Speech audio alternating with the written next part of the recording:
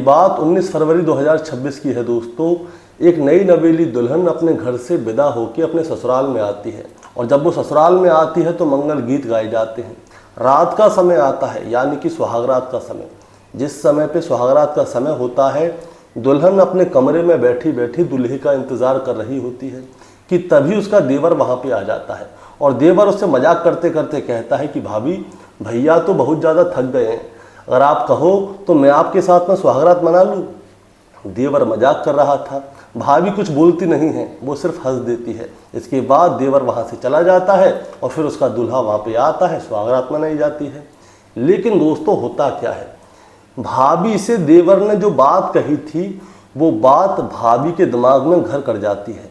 इसके बाद क्या होता है, वो देवर जब भी उसे समय मिलता था तो भाभी से मजाक किया करता था और जब वो मजाक किया करता था तो भाभी को वही वाली बात याद आती थी कि वो देवर उसके साथ सुहागरात मनाने की बात कह रहा है। इसके बाद क्या होता है दोस्तों, इसके बाद भाभी और देवर इतने नज़दीक आ जाते हैं कि एक दिन भाभी और देवर भी सुहागरात मना ही लेते हैं। और जब भी अब घर में कोई नहीं होता था, मौका मिलता था, तो ये दोनों शारीरिक संबंध बनाया करते थे।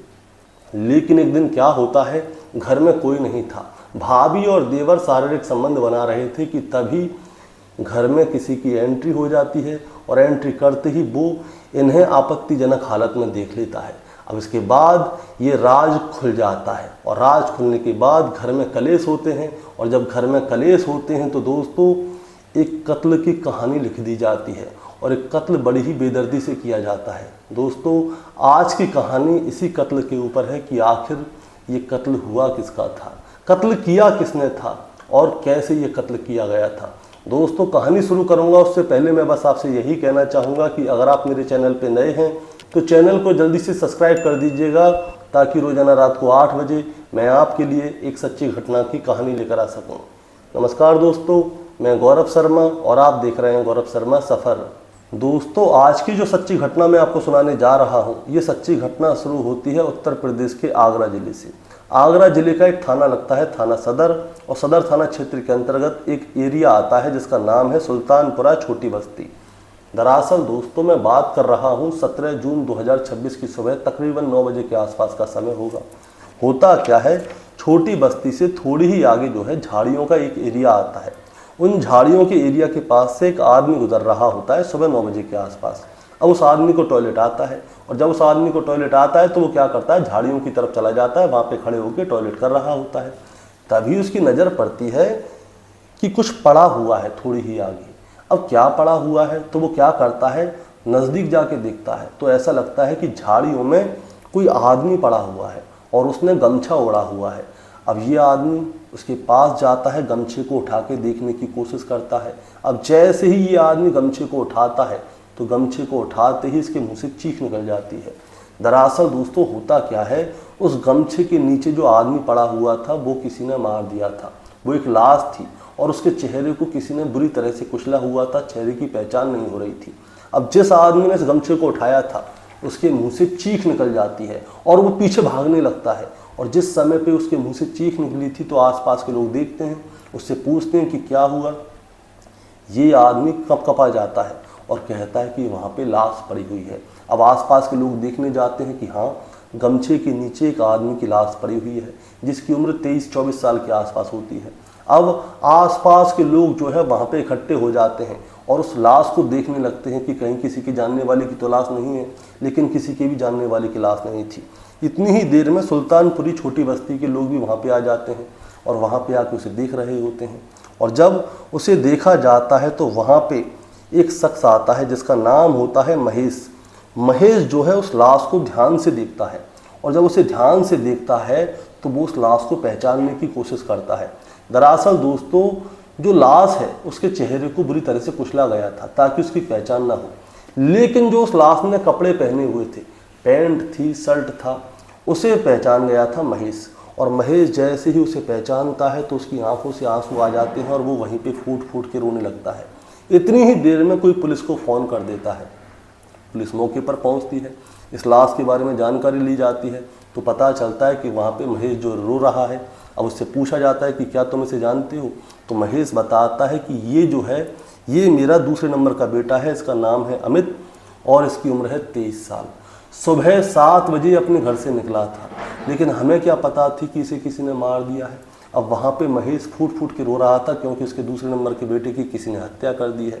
अब पुलिस वाले क्या करते हैं, अमित की लाश को कब्जे में लेते हैं और पोस्टमार्टम के लिए भिजवा देते हैं।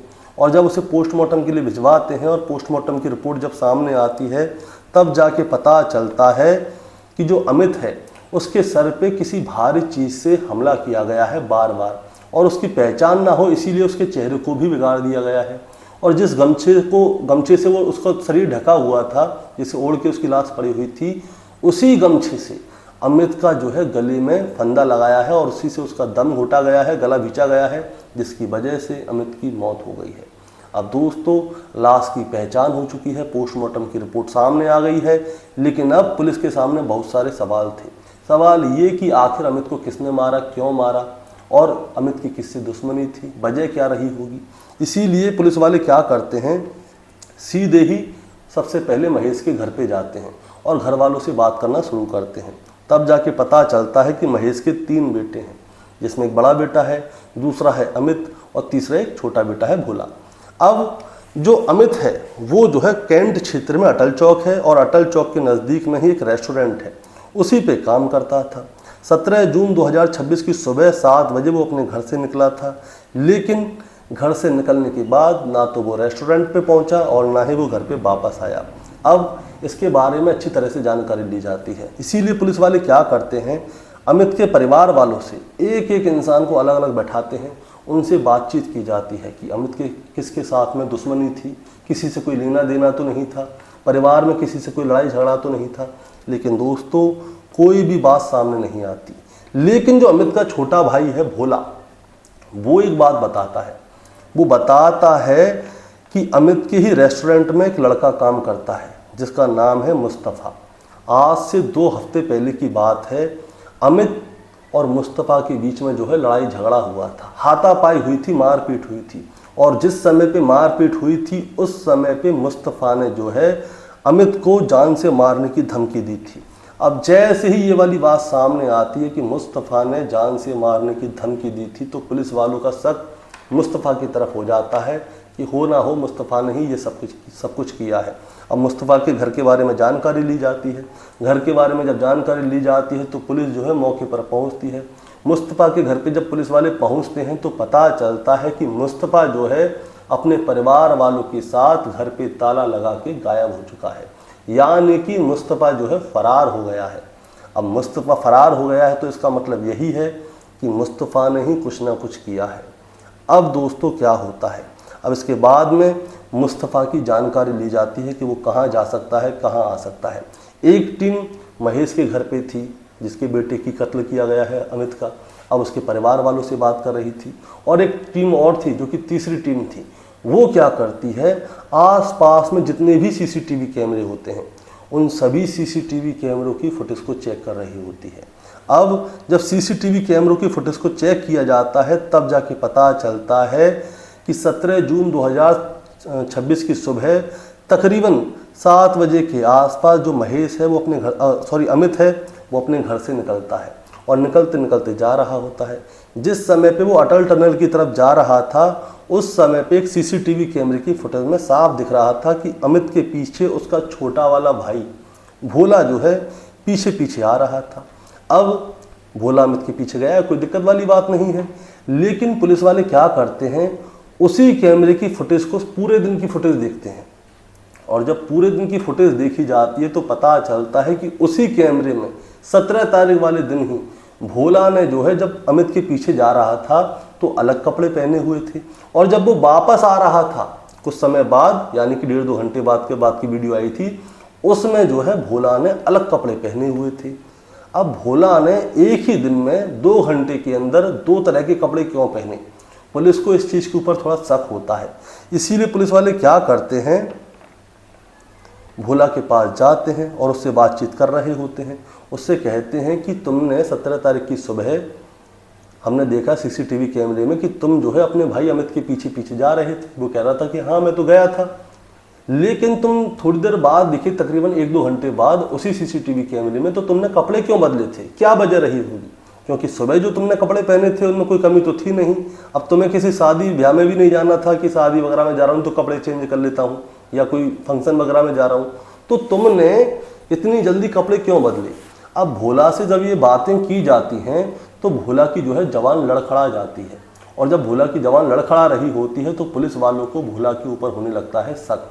इसीलिए पुलिस वाले क्या करते हैं, वो कहते हैं कि ठीक है कोई दिक्कत नहीं, हम तुम्हारे ऊपर, ऐसा नहीं कि तुम्हारे ऊपर इल्ज़ाम रख रहे हैं, तुम ऐसा करो, जो कपड़े तुमने सुबह पहने हुए थे तुम उन कपड़ों को लाके हमें दिखाओ कि वो कपड़ों में ऐसी क्या कमी हो गई, क्या फट गए, वो कपड़े क्या हुआ कि तुमने वो कपड़े सिर्फ 1-1.5 घंटे ही पहने, 1-1.5 घंटे बाद तुमने कपड़े चेंज कर दिए।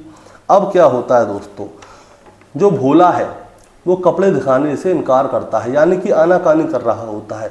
और जिस समय पे पुलिस वाले भोला से बातचीत कर रहे थे, सवाल जवाब कर रहे थे घर के अंदर, उस समय क्या होता है, भोला की जो भाभी है खुशी, यानी कि जिसका कत्ल हुआ है अमित, उसकी पत्नी खुशी जो है वो सारी चीज़ को देख रही होती है।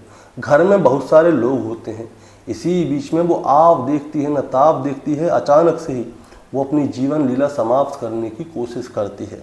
और जिस समय पे वो जीवन लीला समाप्त करने की कोशिश करती है तो घर के अंदर हड़कंप मच जाता है। हड़कंप मच जाता है तो पुलिस वाले कहते हैं कि हमने तो इससे कुछ बोला ही नहीं है, इसे अचानक से क्या हुआ, तब से तो इसने कुछ किया ही नहीं। अब इसके बाद में जो है जानकारी ली जाती है खुशी के बारे में कि भाई इसे अचानक से क्या हुआ।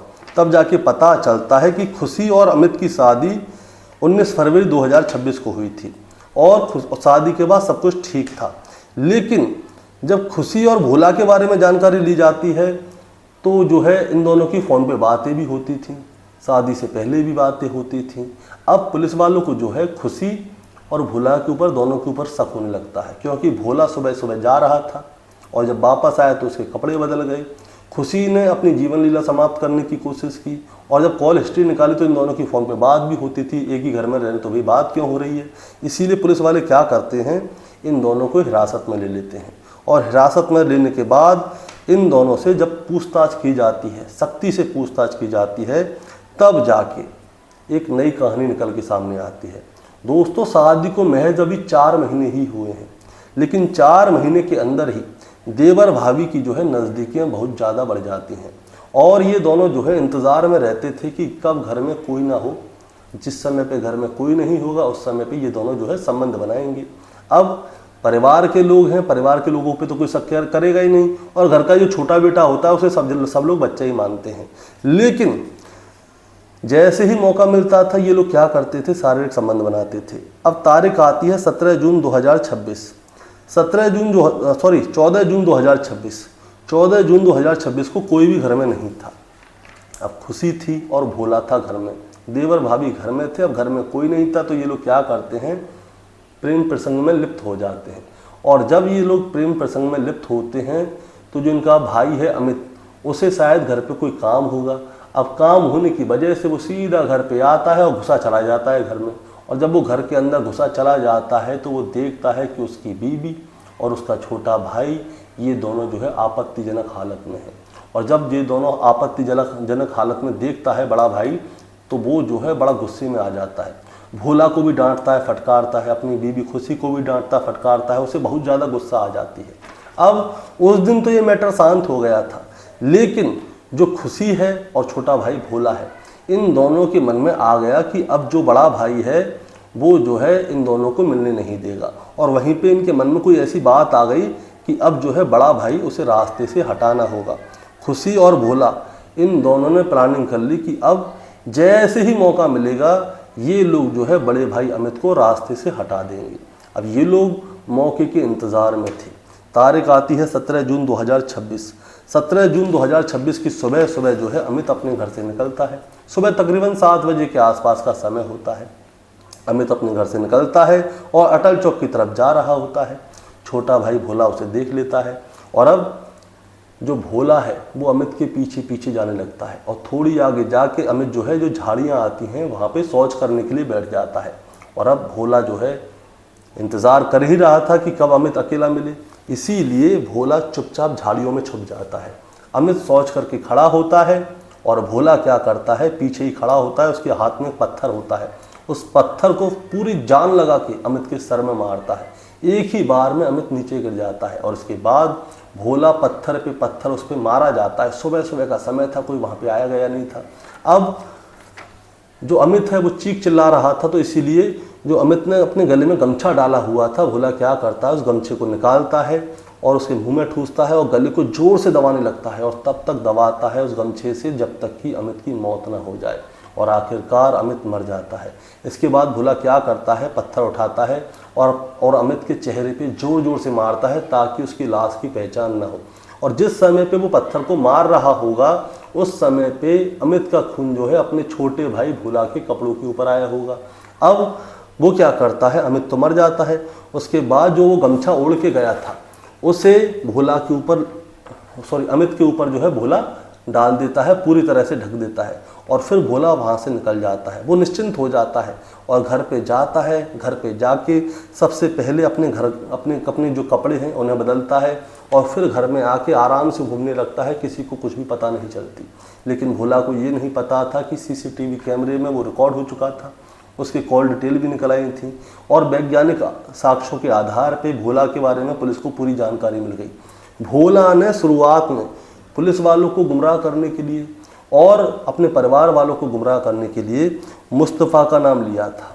अब मुस्तफ़ा का नाम लिया था, मुस्तफ़ा को ये वाली बात पता थी कि उसकी 2 हफ्ते पहले लड़ाई झगड़ा हुआ है और अब पुलिस उसे ढूंढ रही है और उत्तर प्रदेश में तो भैया एनकाउंटर तुरंत होते हैं।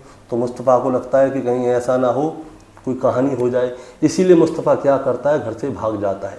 लेकिन पुलिस ने पूरी ईमानदारी के साथ इस केस को सुलझाया और बहुत ही कम समय में इस पूरे केस को सुलझा दिया। भोला, उसकी भाभी खुशी, इन दोनों को गिरफ्तार कर लिया और गिरफ्तार करने के बाद इन दोनों को जेल भेज दिया। मुस्तफ़ा अब अपने घर पे आ गया अपने परिवार वालों के साथ, कोई दिक्कत वाली बात नहीं है। दोस्तों, इस कहानी को सुनाने का मतलब आपको परेशान करना या विचलित करना बिल्कुल नहीं है, बस आपको बताना है और जताना है। बताना जताना ये है कि शादी को अभी महज 4 महीने ही हुए थे और 4 महीने में ही देवर भाभी के बीच में इश्क पनप गया और इश्क इतना ज़्यादा पनप गया कि देवर और भाभी जो हैं दोनों ही कातिल बन गए। अब इनका इश्क परवान चढ़ेगा जेल के अंदर। अब देवर और भाभी ज़िंदगी भर जेल के अंदर रहेंगे और अब वहीं पे अपनी ज़िंदगी काटेंगे। लेकिन जब महेश के परिवार वालों को पता चला कि उनके छोटे बेटे भोला ने अपने बड़े वाले भाई की हत्या की है, तब उनको ये महसूस भी नहीं हुआ, वो सोचने पर मजबूर हो गए कि जिसको वो भोला समझते थे वो इतना खतरनाक कैसे निकल गया। भोला का नाम भोला इसीलिए रखा गया था कि वो भोला था, लेकिन उन्हें ये नहीं पता था कि भोला जो है अंदर से बहुत ज़्यादा खतरनाक है। दोस्तों, एक जानकारी और मिली। जानकारी ये मिली कि जो अमित है शादी से पहले अपनी बीवी से बात करता था खुशी से, लेकिन अमित से ज़्यादा उसका छोटा भाई भोला अपनी भाभी से बात करता था। वो मजाक किया करता था और ये मजाक ही इन दोनों के नज़दीक आने की वजह बनी। और अमित जो है वो सीधा साधा था, सेंसिटिव था और वो थोड़ा शांत रहने वाला आदमी था और ये शांत रहना ही उसकी मौत की वजह बन गई। दोस्तों, आपका क्या कहना है इस कहानी के बारे में, आप ज़रा हमें कमेंट में बताएं। चैनल पे नए हैं तो चैनल को सब्सक्राइब करके जाएं ताकि रोजाना रात को 8 बजे मैं आपके लिए एक सच्ची घटना की कहानी लेकर आ सकूं। नमस्कार।